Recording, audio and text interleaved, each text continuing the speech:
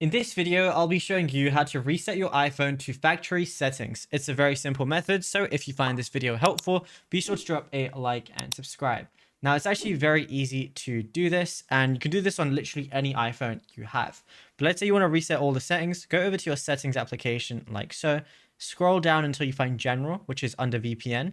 Once you go ahead and click on General, you're going to see a lot of options here, but scroll down again until you see Transfer or Reset iPhone. So just go ahead and click on that. Now, right at the bottom, you're going to see erase all content and settings. So that's going to basically be the option if you want to erase it to factory settings. So go ahead and click that. It's going to show all the different things that are going to be erased and everything.